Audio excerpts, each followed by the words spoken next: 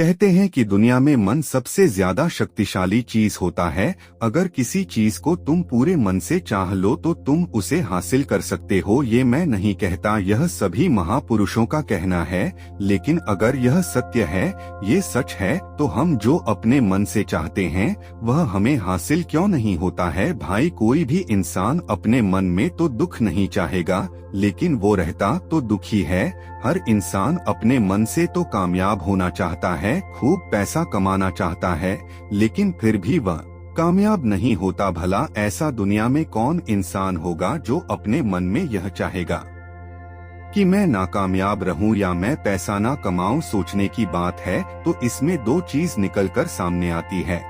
या तो वह महापुरुष गलत थे जिन्होंने यह बात बोली कि मन से चाहे हुई चीज हासिल हो जाती है, या फिर हम गलत हैं। आज की इस कहानी में मैं जो कहानी बताने वाला हूँ उसमें आपको एक ऐसा मंत्र मिलेगा। उसे समझने के बाद आपको एक ऐसा मंत्र का पता चलेगा जिससे आप यह समझ पाएंगे कि अपने मन से कोई भी चीज कैसे करवाई जाती है, मन में किसी भी बात का बीज कैसे बोया जाता है। यह इस कहानी से आपको अच्छी तरह से समझ में आ जाएगा और इससे आप यह भी समझ पाएंगे कि आकर्षण का नियम, लॉ ऑफ अट्रैक्शन, कैसे काम करता है। कहानी छोटी सी है लेकिन बहुत ही गहरी है। इसको पूरा लास्ट तक इस कहानी को सुनना तो ही आप अच्छे से इस कहानी का पूरा लाभ ले पाएंगे। तो चलिए कहानी शुरू करता हूँ और समझते हैं कि मन का मंत्र, मन को कंट्रोल कैसे करें।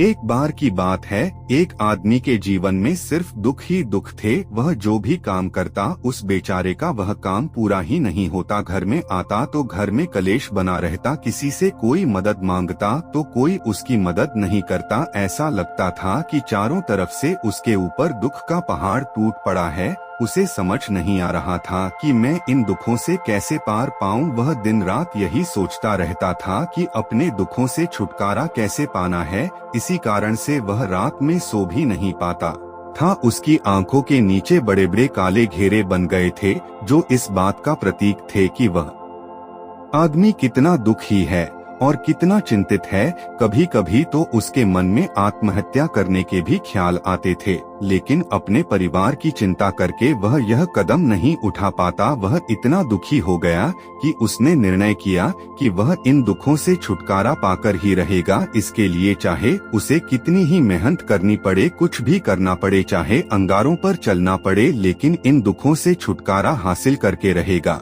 ऐसे ही एक दिन उसने अपने मित्र से पूछा कि मैं अपने जीवन को कैसे सुधारें। उसके मित्र ने उसे बताया कि तुम किसी बाबा के पास जाओ। बाबाओं के पास ऐसा मंत्र होता है जिससे सारे दुख मिट जाते हैं, जीवन खुशियों से भर जाता है और धन संपदा भी हासिल होती है।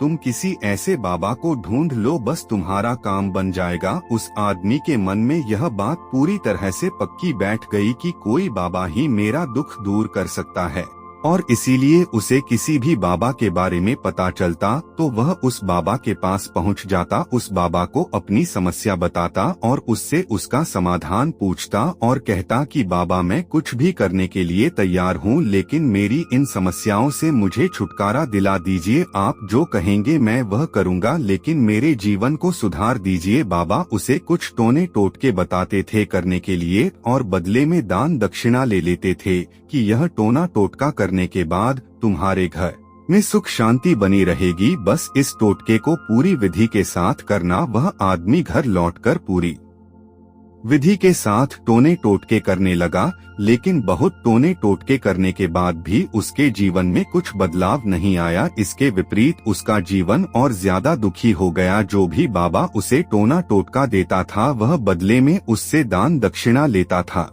जिससे उसका धन भी धीरे धीरे खत्म हो रहा था। इससे उसके जीवन में दुख और ज्यादा बढ़ गया। तब उसे लगा कि बाबाओं के पास जाने से तो मेरे जीवन में दुख कम होने की वजह बढ़ते ही जा रहे हैं, तो मुझे क्या करना चाहिए? बाबाओं के पास जाऊं या ना जाऊं? फिर एक दिन एक आदमी ने उसे बताया कि तुम अपने घर में किसी पंडित को बुलाकर हवन करवा लो, हवन होगा, घर शुद्ध हो जाएगा। कोई भी बुरी ऊर्जा होगी घर में तो वह घर से बाहर चली जाएगी। किसी पंडित को बुलाकर पूरे विधि विधान उसे मंत्र उच्चारण कराओ, हवन कराओ, जिससे घर में सुख शांति आए। उस आदमी के मन में यह बात बैठ गई और उसने एक पंडित को अपने घर पर बुलाकर हवन करवा दिया। हवन अच्छी तरह से संपन्न हुआ। बदले में पंडित ने भी अच्छी दान दक्षिणा ली और उसके बाद वह वहां से विदा हो गया। लेकिन कुछ दिनों के बाद उस आदमी को महसूस हुआ कि उसके जीवन में अभी भी कोई बदलाव नहीं आया है। अब वह आदमी पूरी तरह से दुखी हो गया और ज्यादा परेशान हो गया। अब तो उसे लगने लगा था कि मेरे जीवन में से दुख कभी खत्म ही नहीं होंगे और यही सोच सोच कर उस आदमी का बुरा हाल हो गया था। फिर एक दिन उसे अपने मित्र से एक ऐसे बाबा के बारे में पता चला जो समाधान बताने के लिए कोई दान दक्षिणा नहीं लेता था। उस आदमी को लगा कि यह बाबा दूसरे बाबाओं की तरह नहीं हो सकता, क्योंकि यह तो दान दक्षिणा लेता ही नहीं, और अगर दान दक्षिणा नहीं लेता तो यह सच में कोई सिद्ध बाबा होगा। और यही सोचकर वह उस बाबा के पास पहुंच जाता है। जब वह आदमी वहां पर पहुंचता है तो वह बाबा ध्यान में बैठे हुए थे। यह देखकर वह आदमी वहीं पर चुपचाप बैठकर ध्यान से बाहर आने का उनका इंतजार करने लगा। थोड़ी देर बाद बाबा ने आंखें खोली तो सामने एक दुखी और परेशान युवक को बैठे देखा। उसकी आंखों के नीचे काले घेरे देखकर ही समझ गया कि यह आदमी अपने जीवन से कितना परेशान है। उसे संबोधित करते हुए बाबा ने पूछा कि बच्चा, क्या चाहते हो? बाबा के पास क्या लेने आए हो? उस आदमी ने कहा कि बाबा, मैं अपने जीवन से बहुत परेशान हूँ। मैंने इन दुखों को दूर करने के लिए बहुत सारे रास्ते अपनाए, हर वो तरकीब करके देखे जो किसी बाबा ने मुझे बताई, हर वो काम किया जो कोई भी इंसान ने मुझसे करने को कहा, लेकिन मेरे जीवन में दुखों में कोई कमी नहीं आई। बाबा, इसके विपरीत मेरे जीवन में दुखों में बढ़ोतरी हो गई है। मुझे समझ में नहीं आ रहा है कि मैं क्या करूं। कभी कभी तो मैं आत्महत्या करने की सोचता हूँ, लेकिन मैं अपने परिवार की सोचकर मैं यह कदम नहीं उठाता हूँ। मैंने आपके बारे में बहुत सुना है बाबा, और मैं बहुत उम्मीद के साथ आपके पास आया हूँ। कृपया करके मुझे कोई ऐसा मार्ग बताएं जिससे मुझे अपने दुखों से छुटकारा मिल जाए। मैं अपने दुखों से छुटकारा पाने के लिए कुछ भी करने को तैयार हूँ। आप मुझे कोई भी रास्ता बताएं, चाहे वह रास्ता कितना ही कठिन क्यों ना हो, मैं उसको पार करके रहूँगा। बाबा ने महसूस किया कि आदमी तो सच में बहुत परेशान है। बाबा ने उसकी बात सुनकर कहा कि बच्चा, दुखों को दूर करने के लिए मंत्र ऐसे ही नहीं मिलते हैं। मंत्र पाने के लिए कुछ करना पड़ता है।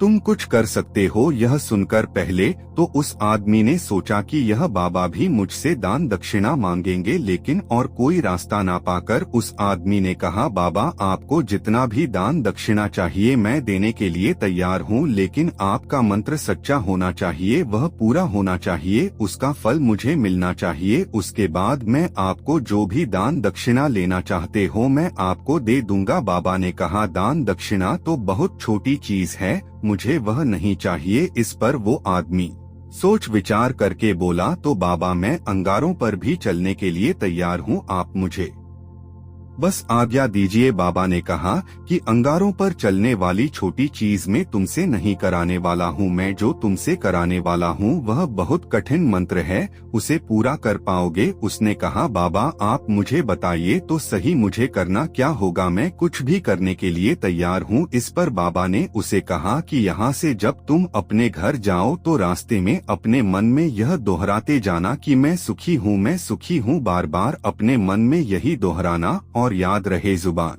पर यह नहीं आना चाहिए, यह सिर्फ मन में दोहराना है। यह सुनकर वो आदमी बोला, बाबा, बस इतनी सी बात, यह तो मैं चुटकी बजाते कर लूंगा, लेकिन इससे होगा क्या? बाबा बोले कि इस मंत्र को करके तो देखो, वैसे भी तुमने इतने बाबाओं के मंत्र किए हैं, तो इस मंत्र को भी करके देख लो। उस आदमी ने सोचा कि बाबा कुछ दान दक्षिणा तो ले नहीं रहे हैं और छोटा सा मंत्र है, इसे तो मैं कर ही लूंगा।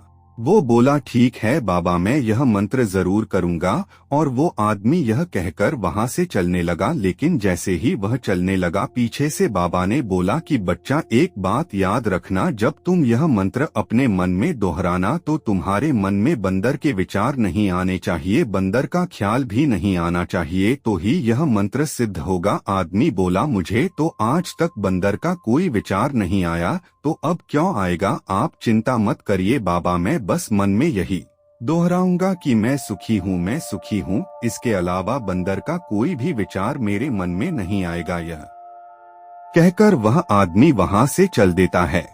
और वह चाहता था कि मेरे अंदर किसी तरह से बंदर का विचार ना आए, लेकिन उसे तो सामने बंदर ही दिखाई दिया। ऐसे ही जद्दोजहद करते करते घर पर पहुंचा और घर पर पहुंचने के बाद अपनी पत्नी को कहा कि हे बंदरिया, मुझे खाने में बंदर परोस दो। और जब उसे एहसास हुआ कि उसने क्या बोल दिया तो वह अपने बाल नोचने लगा और दीवारों में सर मारने लगा कि आज तक मुझे बंदर का कोई भी विचार नहीं आया और आज मुझे यह क्या हो गया है कि मुझे हर जगह बंदर ही बंदर नजर आ रहे हैं। यह कैसी माया है। यही सोच सोच कर वह आदमी रात भर सो नहीं पाया। रात भर करवटें बदलते रहा और सुबह उठकर सीधे उसी बाबा के पास पहुंच गया और उसके चरणों में गिरकर कहा कि बाबा, पता नहीं क्या चमत्कार हो रहा है। आज तक मुझे बंदर का कोई विचार नहीं आया, लेकिन कल से जब से आपने मुझसे कहा कि बंदर का विचार नहीं आना चाहिए, तब से मुझे हर जगह बंदर ही बंदर नजर आ रहे हैं। उस आदमी ने कहा कि बाबा, मुझे तो आपके पीछे पेड़ पर बैठा बंदर केले खाते हुए दिखाई दे रहा है। यह हो क्या रहा है बाबा?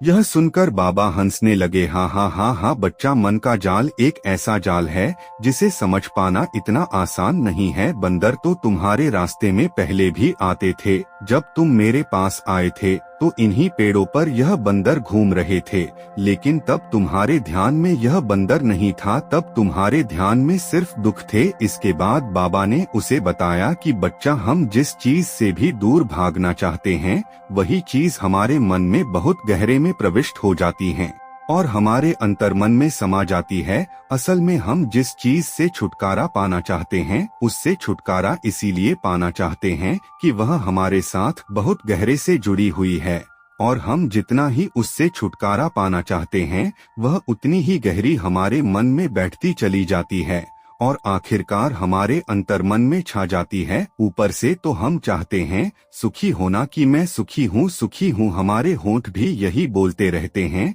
लेकिन हमारे मन में दुख समाये होते हैं। हमारे विचारों में, हमारे मन में दुख ही दुख दिखाई देते हैं। इसीलिए अपनी जुबान से बार बार यह बोलने से कि मैं सुखी हूँ, मैं सुखी हूँ, हम सुखी नहीं होंगे जब तक यह मंत्र हमारे अंतर्मन में प्रविष्ट नहीं होगा।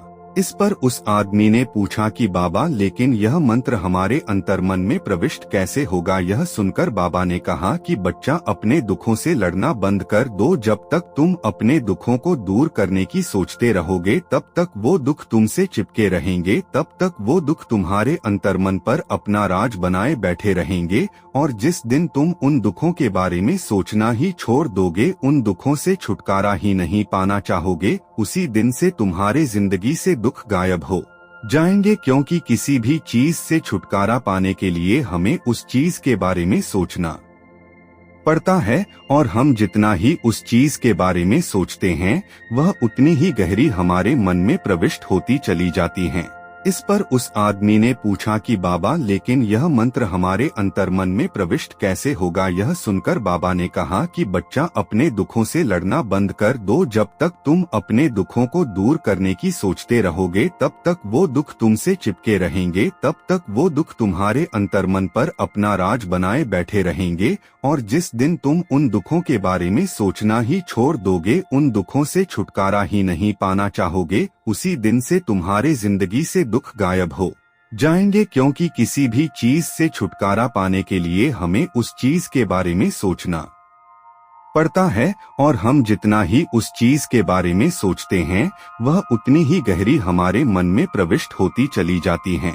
हम अधिकतर समय दुखों के बारे में ही सोचते हैं। हम यही सोचते हैं कि हमारे जीवन में दुख है और हमें इससे छुटकारा पाना है। इसी वजह से बार बार सोचने से वो दुख हमारे अंतर्मन में प्रविष्ट हो जाते हैं और हमें एहसास भी नहीं होता। इसीलिए अगर तुम दुखों से छुटकारा पाना चाहते हो तो दुखों से छुटकारा पाने के बारे में सोचना छोड़ दो, तुम्हें दुखों से छुटकारा मिल जाएगा। अक्सर आदमी धूम्रपान छोड़ना चाहता है, शराब छोड़ना चाहता है, सुबह अपने आप से यह वादा करता है कि मैं कोई भी गलत काम नहीं करूंगा, लेकिन शाम को जब लौटता है तो नशे में चूर होकर लौटता है। ऐसा क्यों होता है? जो हम सोच रहे हैं वह पूरा कर ही नहीं पा रहे हैं। असल में हम उस चीज को बहुत ज्यादा तवज्जो दे रहे हैं, उस चीज को बहुत ज्यादा अहमियत दे रहे हैं। जब भी हम उस चीज को छोड़ने के बारे में सोचते हैं तो हम उसकी इम्पोर्टेंस यानी कि विशेषता